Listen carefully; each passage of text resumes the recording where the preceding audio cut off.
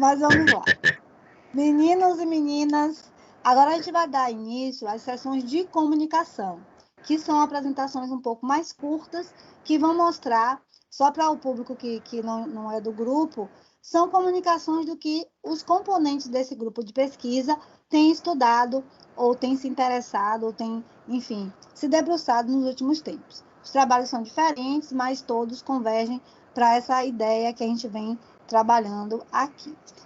Para começar a sessão de comunicações, nós vamos retomar, vamos doar novamente a palavra para o nosso querido professor Urbano. E antes disso, eu vou só mencionar aqui rapidamente o trabalho que será, então, apresentado pelo professor Urbano. O professor Urbano vai apresentar a comunicação, divulgação científica, pesquisas, práticas e desafios. E para quem não conhece ainda o professor Urbano, que eu acho difícil lá no campus vocês não conhecerem, o professor Urbano é doutor em Filologia e Linguística Portuguesa pela USP. Ele fez, entre outras coisas, né, um pós-doutorado em Análise Dialógica do Discurso pela USP e Análise de Discurso Comparativa pela Université Sorbonne Nouvelle, da França. E durante o doutorado, ele também fez estudos de doutorado, chamado doutorado sanduíche, que é uma parte que se faz no exterior, tá, meninos e meninas? Na Université Paris Nanterre, entre 2015 e 2016. Isso, gente, é só um pouquinho da questão da formação do professor, que é muito vasta, muito densa, muito complexa. E ele é, há 26 anos, professor de língua portuguesa, tendo atuado em diversas esferas do sistema de ensino, né? Desde a educação básica até o ensino superior e, atualmente, na pós-graduação, como orientador de cursos de mestrado e doutorado em parceria com a UESC. E é o líder do nosso grupo. Para ser bem sucinta, porque o currículo dele tem quilômetros, tá, meus amores? Mas vamos lá. Professor Urbano, querido, a palavra é toda sua novamente. Muito obrigado, Márcia. Queria só uma confirmação se meu áudio está ok. Áudio ok, a apresentação está aparecendo aqui para a gente também. Tá bem, então tá. Muito obrigado. Eu vou tentar ser bem objetivo na minha fala, para a gente ter uma tarde para ouvir outros colegas, etc. e tal. Então, como a professora Márcia apresentou, o título da minha fala hoje é Divulgação Científicas, Pesquisas, Práticas e Desafios. Vamos lá. Pensei no seguinte roteiro para a apresentação e vocês vão acompanhando aí para facilitar a compreensão. Eu vou primeiro contextualizar para vocês os meus interesses de pesquisa, como nasceu essa minha vontade de investigar a questão da divulgação científica. Depois eu vou discutir brevemente sobre o conceito de divulgação científica que eu tomo para investir nas minhas pesquisas, porque existem várias esferas do conhecimento que tentam definir a divulgação científica, desde uma pegada mais linguística, desde uma pegada mais textual, desde uma pegada mais jornalística, uma pegada discursiva, e dentre essas várias perspectivas e correntes teóricas, eu me coloco no lugar de entender a divulgação científica de uma determinada forma, e isso justifica o desenvolvimento do que eu ando investigando.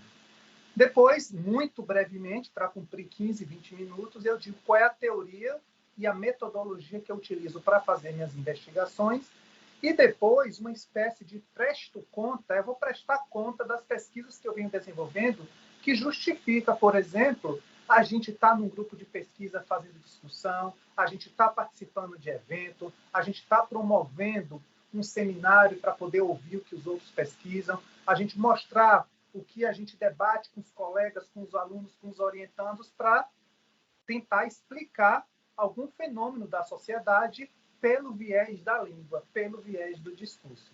Eu termino falando dos desafios, né? O que a gente tem pela frente ao pensar a divulgação científica hoje? Bom, o tema da divulgação científica chegou para mim em 2011, quando eu fui fazer um mestrado em letras, né? E aí, durante muito tempo, eu pesquisei divulgação científica e depois eu falei, está na hora de eu mudar de temática, já fiz muita coisa sobre divulgação científica. Só que, a partir de 2017, 2018, 2019 para cá, nós estamos imersos num universo tão devastador de fake news, fake sciences, negacionismos, teorias da conspiração, que a valorização e o respeito à ciência e sua divulgação tornou-se uma necessidade urgente para nós. Então, não são raras as vezes que a gente vê grupos dizendo que a Terra é plana, que a Amazônia não queima porque ela é úmida, que a vacina, se você tomar, vai virar jacaré. Então, é uma desvalorização tão grande do fazer e do conhecimento científico que a gente que é estudioso, a gente que é linguista, a gente que é cientista, a gente que é historiador, a gente que é filósofo, a gente que é sociólogo, a gente está impelido a tentar se debruçar sobre essas questões para tentar desmistificar, né, para aproveitar a fala do professor Dante, certas ideias errôneas, equivocadas, principalmente quando se trata da divulgação do fazer científico. Porque a gente sabe que a ciência e a sua divulgação, elas trazem melhoria para o bem-estar social, né? Então, quando a gente não valoriza o fazer científico, o trabalho dos cientistas, as descobertas da ciência e a sua divulgação, a gente está prejudicando a vida social. A gente está prejudicando a vida entre os sujeitos para uma melhor condição de vida. E aí eu pensei em apresentar hoje para vocês esse percurso investigativo em torno do discurso da divulgação científica. Então, como eu disse, a divulgação científica existem vários conceitos. Eu elenquei aí do lado direito alguns autores que tratam da divulgação científica, que se preocuparam em dizer o que é que eles entendem por divulgação científica. Antes de falar o que eles falam, divulgar a ciência nada mais é um fenômeno em que o conhecimento científico é feito na academia e nos institutos de ciência e ele precisa chegar à sociedade. Ele precisa passar por um processo de transformação até chegar na sociedade. Porque o que um cientista descobre dentro do seu laboratório não é compreensível, de certa forma, para uma pessoa que não tem uma formação superior, por exemplo, mas ela precisa saber do que está acontecendo no mundo. Então, Altier Reviews, Lilian Zamboni, Evandra Grigoletto, Cristiane Cataldi, Irene Machado, Cavalcante Filho, em 2011, tentou definir a divulgação científica. Só que todas essas pesquisas têm pensado a divulgação científica como uma mera transposição do texto científico para um texto mais acessível. Uns chamam de tradução, outros chamam de resumo, outros chamam de redução. E, na minha concepção, essas definições de mera tradução, de mero resumo, de mera transformação, meio que apequena a compreensão que se tem de divulgação científica. E aí tem uma tese de Grillo, de 2013, uma tese de livre docência, em que ela vai dizer que a divulgação científica não é um gênero, como se pensa, uma reportagem, isso aqui é divulgação científica, uma entrevista, isso aqui é divulgação científica. Ela vai dizer que a divulgação científica não é um gênero e não é esfera, mas é uma modalidade particular de relação dialógica entre a esfera científica e outras esferas da atividade humana. Desenhando o que ela quis dizer com essa definição, é que a gente pensar a divulgação científica é pensar esse fenômeno que trabalha com a linguagem, não é? É através do discurso, é através do texto que o conhecimento chega à sociedade, é que divulgar a ciência é a relação que existe entre a esfera científica, entre a esfera midiática, entre a esfera cultural, entre a esfera educacional e aí por diante. Ou seja, não é uma esfera específica. A divulgação científica é só estar aqui, não tem relação com outras esferas.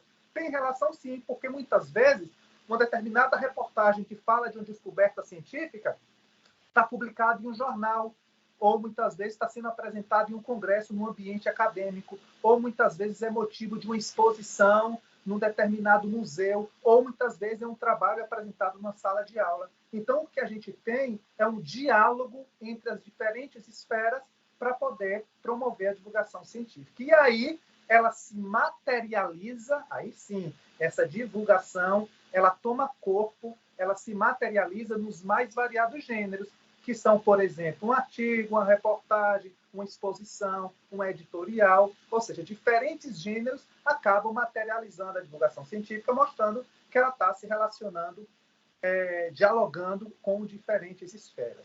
E aí, 3 pesquisadoras francesas, a Sophie Morin, a Rebu Torre e a Ribeiro, elas desenharam um esquema dos polos da divulgação científica. Elas mostraram que, de um lado, a gente tem os cientistas num polo e no outro polo a gente tem o grande público.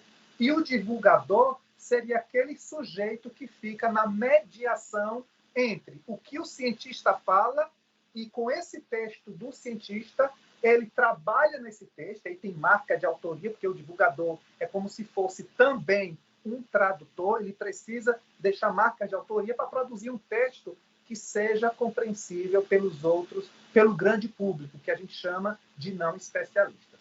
Só que essas autoras, se vocês observarem no gráfico, ela utiliza uma seta de forma unilateral. É como se o discurso do cientista chegasse no divulgador e do divulgador chegasse no grande público.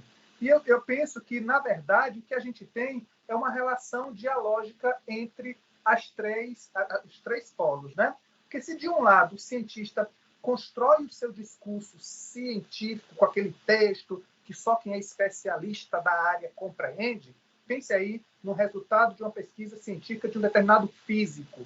Nós, que não somos físicos, teríamos dificuldade de compreender.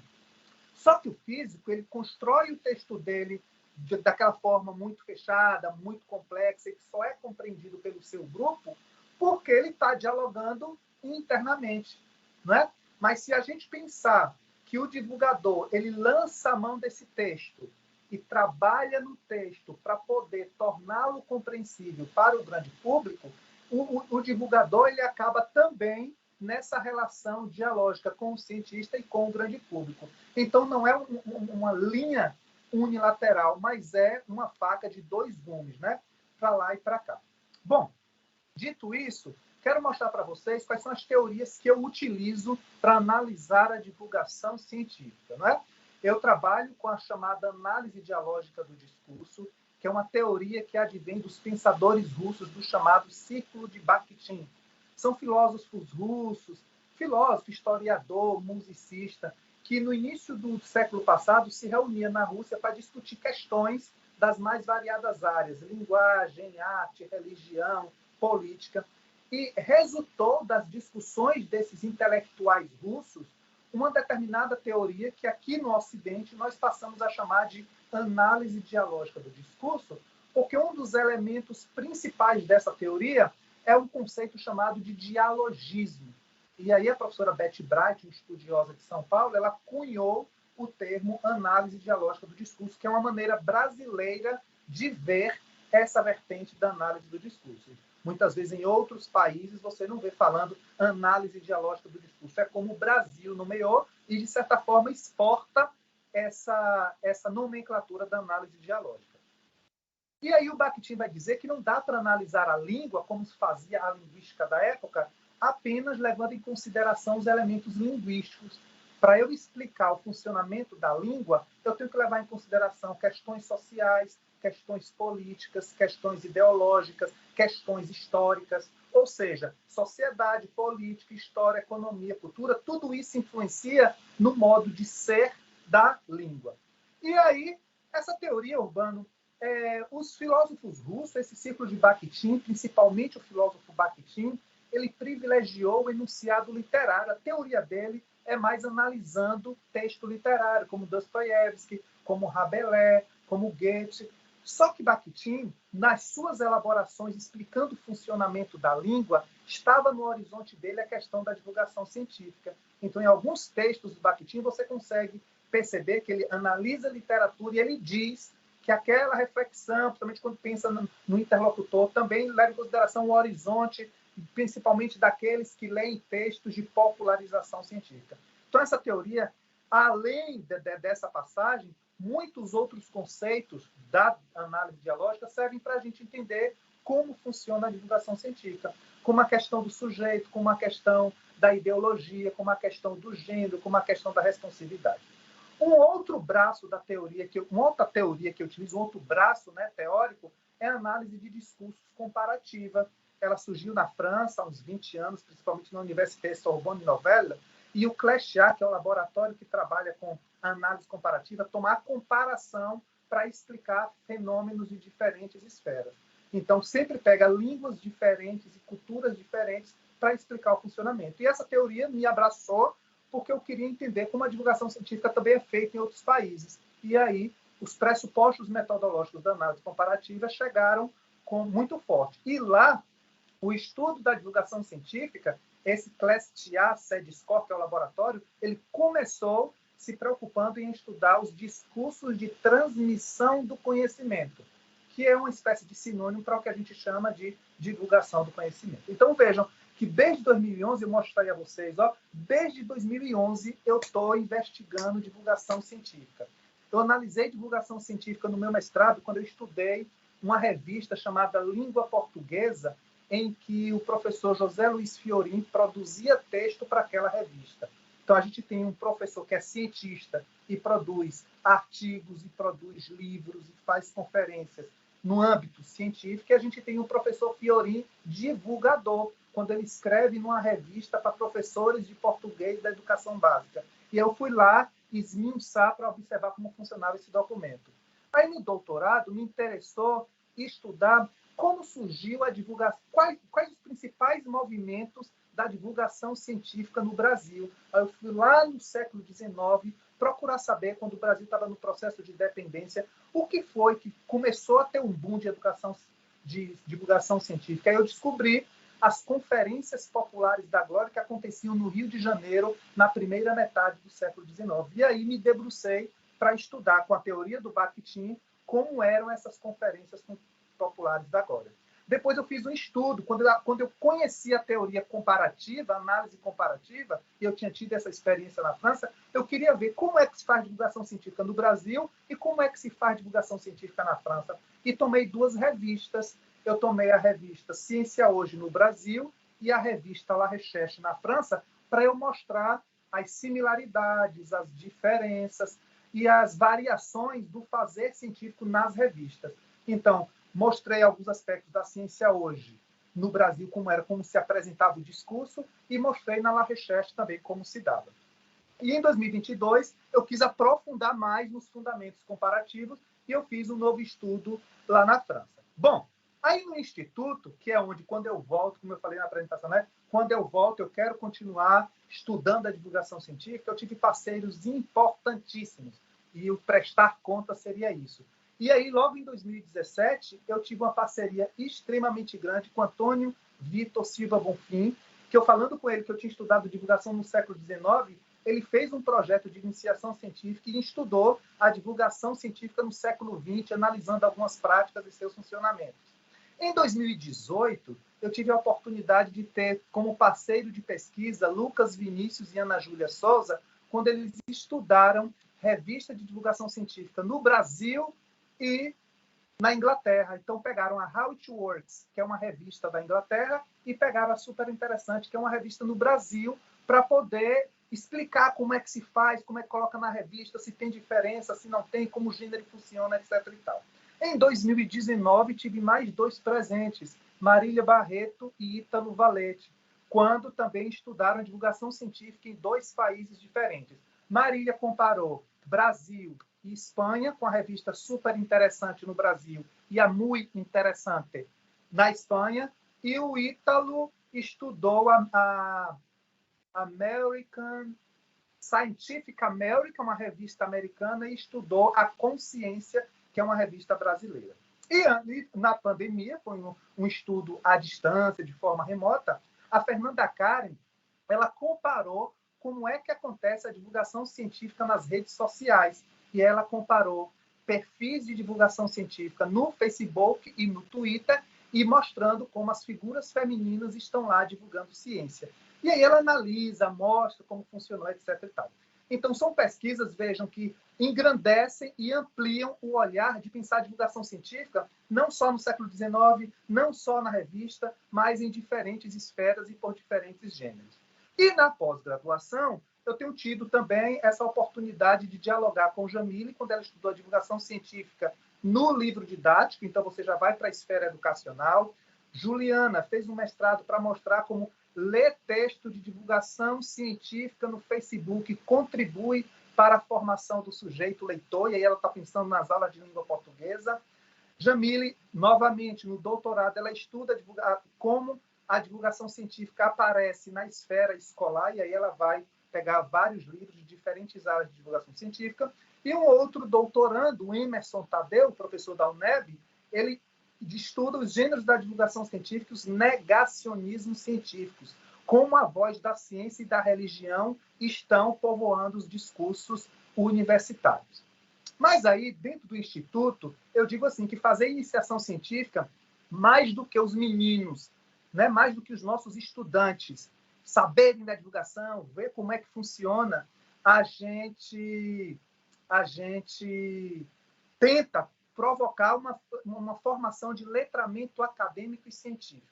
Antes de alcançar os resultados, eu quero que os meninos saibam ler um texto teórico, eu quero que eles aprendam determinados conceitos da teoria, eu quero que eles aprendam a produzir gêneros acadêmicos, e eles aprendem a fazer fichamento, a fazer resumo, a fazer resenha, a fazer uma apresentação oral, produzem artigo no final do projeto, produzem relatório científico para mencionar, para enviar para a PRPGI, aprender a constituir um corpus, como é que pesquisa, como é que compila, como é que separa, como é que categoriza, depois analisa e depois vão apresentar em congressos. E aí eu quero fazer uma homenagem a eles, quando eu mostro aqui momentos de orientação em que nós tínhamos a Marília e o Ítalo egresso, momento de orientação, lendo textos bakhtinianos e fazendo fichamento e discutindo comigo o que compreenderam. Depois, eles nas universidades apresentando os trabalhos em congressos. Aí a gente tem o Ítalo e a Marília apresentando na UESC a pesquisa deles. Depois, outros momentos de outros estudantes lá também. Continuando, tive a oportunidade nós tivemos a oportunidade de ir, Lucas e Ana Júlia, ao GELNE, apresentar o trabalho deles nesse congresso na UESB de Vitória da Conquista. Aí foi o dia da apresentação deles. Eu estou de gaiato na apresentação só para sair na foto, mas eles fizeram tudo sozinhos, de forma muito bonita. Tivemos a oportunidade de ir com o Antônio, ex-orientando, para a USP, apresentou o trabalho lá. E Fernanda Karen, que foi a época remota, a gente não se encontrou pessoalmente, ela apresentou os resultados da pesquisa dela em vários congressos, mas eu destaquei esse congresso de pesquisa e pós-graduação oferecido pela Pró-Reitoria de Pesquisa e Pós-Graduação. E aí eu digo para vocês que estudar divulgação científica continua. Eu tenho me interessado também a pensar como funciona o discurso negacionista no Brasil, que está muito grande. Eu tento me dedicar também, porque as redes sociais, hoje muitas formas de comunicação se dão nas redes sociais. Eu quero ver como é que funciona a divulgação científica nela. Já tem pesquisa com Facebook, a gente vai continuar com Twitter, com Instagram, para ver como é que funciona. E o desafio maior agora é eu pensar como é que eu analiso a divulgação científica, mas através do discurso digital, porque hoje o digital tomou conta de tudo, né? E aí eu mostro para vocês algumas reflexões pontuais, porque nessa apresentação não dá para mostrar para vocês, em que tudo que eu falei está detalhado, né? As contribuições do Círculo do Bakhtin para vocês. Eu fiz, né, as reflexões, estou lendo aqui o chat, as reflexões do Círculo de Bakhtin para estudar a divulgação científica. Depois, como se dá a construção composicional. Num outro, eu falo de dialogia e comparação, como esses pressupostos metodológicos ajudam a compreensão da divulgação científica. Esse outro texto é falando sobre análise comparativa. Aqui, eu mostro os traços de didaticidade nesse capítulo de livro publicado na França. Aqui eu mostro como funciona o heterodiscurso. E, no fim, deixei para o final esse aí, eu discuto com a professora Vânia Torga, que foi minha orientadora de mestrado aqui na UESC.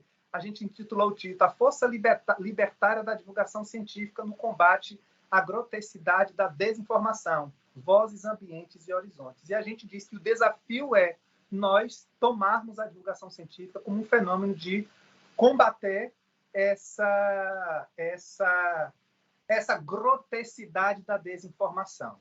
E aí eu digo, né, que a pesquisa continua, fazer ciência é preciso e divulgar ciência também é preciso. Então, estou aberto aos desafios, aberto a parcerias, aberto a novas pessoas para dialogar comigo e buscar essas respostas para a gente entender e combater o que eu disse no início, né? Fake news, fake sciences, teorias da conspiração que só desvalorizam a ciência e os cientistas. Aqui estão algumas referências do que eu falei, né, os artigos. Se vocês quiserem, podem pedir que eu disponibilize. A maioria está online. Só um desses é que não está, é capítulo de livro impresso.